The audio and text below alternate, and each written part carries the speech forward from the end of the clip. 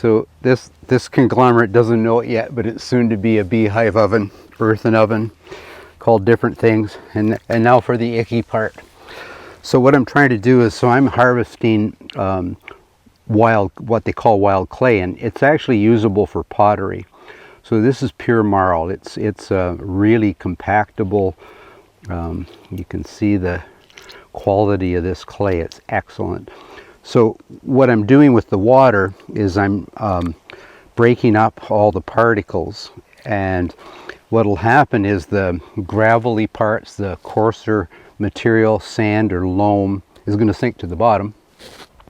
The water is going to rise at the top and turn rather clear, which I'll dump off, and then I'm going to dump out into either linen or cotton bags the sort of suspended clay. And then it takes a little while to dry. You need that dried out so it's in a workable condition. Not so much for a beehive oven, but if you were going to make pottery out of this, it has to be a certain texture that they want to use. Not too much moisture and enough moisture. A lot of people think that clay is heavy soil. Well, it's heavy in terms of weight, but it's actually the finest particle soil that we know of. So sand is on the far end of that spectrum. Sand is the coarsest. So if you're a gardener or a farmer, you want somewhere in the middle. That's called loam. It's something we don't have here. We got limestone and we got clay. And if you fertilize it, I think the rocks grow. But anyway, this is going to work out. And like I said, it's got to sit for a day. And then we'll strain off the clay, suspended clay. And we're one step closer to a beehive oven. So this is sat now for 24 hours, and as you can see, the clear water's come to the top, and what we have below that clear water is pure 100% pottery clay. In this case, earthen oven clay. So I'm going to pour off this extra water. I'm going to pour it down. Now there will be some sediment, so I think I mentioned earlier, all the heavier sediment, the coarser grained soil structures like sand, tilth, gravel, that's going to have settled to the bottom, so I try to avoid that. And I'm going to get it bagged, and then has to air for a while, and we're going to be building a beehive oven shortly.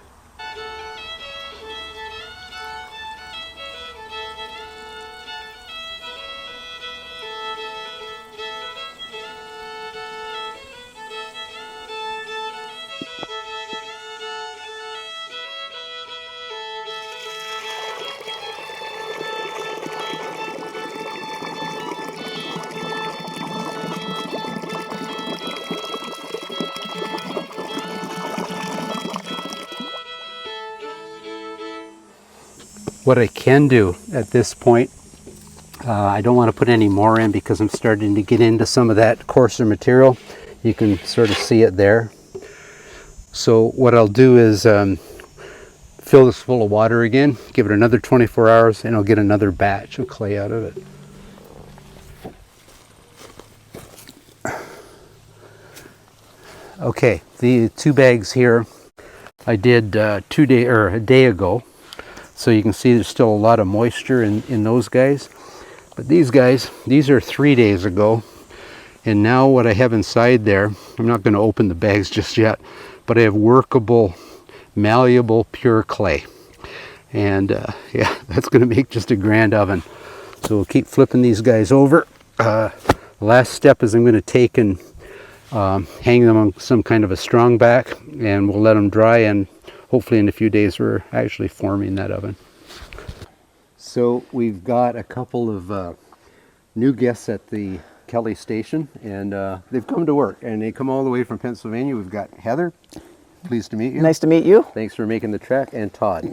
Adam. Yep. So glad to have us. Yeah, Thank you for having us. We're the southern part of we're Pennsylvania. Northeastern part. Yep. Northeastern, so not too Not far. too far. Not Not too too tired? far. No, I'm not. Long walk. Yeah, well, it's been a long walk. Yeah. So have you ever built a cob oven before? Can't say I have, but I want to. No, this will be an experience. Well, Cathy hasn't, and I haven't, so that makes 4 of us. So this is going to be an experiment, but we're going to be mixing the cob, and I'm going to talk about the the formula, I guess, for lack of it. I think we may be altering that Yeah. because I don't have a clue. So we're going to see how. It'll be fun. Yeah, it'll be fun. It'll be fun. Shoot from the You need to hip. make it so different. Shoot from the hip. Yeah. I like that. That's what we'll be doing today. So you're here for the whole weekend, and shall we get at it? Let's get at it. We're ready. Sure. We're Okay. ready. Oh, I forgot to mention we got your dog. We got Jake, AKA Full Throttle. Oh, Hey, that's Jake, okay. Jake, come here for a sec. Jake, come on over here. Come on over here. Yeah, he's actually the star here. Hey, Jake. Yeah. There you go. You ever mix cob before, Jake? We'll see how you do. You might be a big help. Yeah. Okay, so full disclosure, not exactly period correct. So we've Heather and Todd gave me a hand, and we've gift wrapped our wooden basket, and we've used computer paper with a little wax paper around the openings. So I'm hoping the cob won't stick to it because that's got to come out, and that's going to give me a shelf that the door will fit against. So we're about ready to go. We got it positioned, a couple of rocks to hold it in place, and we're going to mix our first cob. And so our ingredients over here, we have chopped up straw. They use dried grass, anything like that. It gives it some binding, like some structural integrity. We've got sand that's been screened. And I'm going over here to where I've processed clay for the last week right out of our pond. So the formula is going to be 3 parts sand, 1 part clay, 1 part chopped up grass, by volume, not by weight. So I'm going to grab a bag of sand. Okay, I said sand, I meant clay. So I've got a number of bags of it. I hope I've got enough, but I can also process more. Oh, I forgot, there is one additional ingredient, and that would be water. Let's see how this turned out.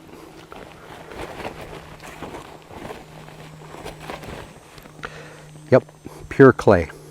It's malleable. Right now it's hardened up pretty good. I've had it in those bags for a few days, but there's should be very few impurities in there. And we're ready to mix our first batch cob. And I don't think it has to be overly accurate, so I'm kind of looking for, I'm looking at that pile of sand, and I need about 1 part equivalent to calling that 3 parts. So something like so.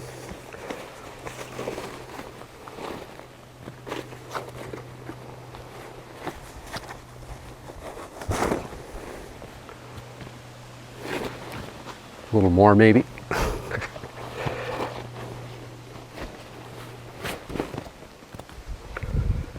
Yeah, we're going to call that good.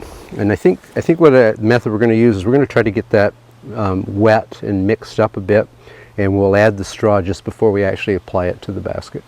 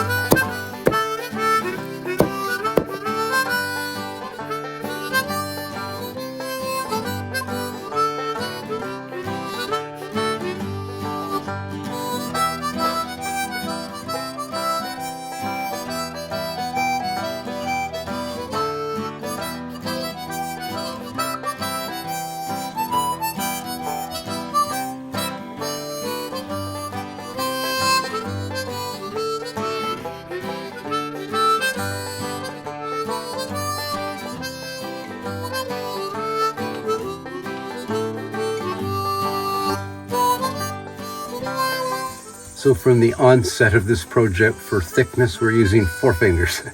And with the amount of clay and sand between them, it's probably like 4.5. But so we've been using that as we've built it up, which will give us a consistent amount of material or bulk for the thermal energy. Should be pretty consistent in the whole oven.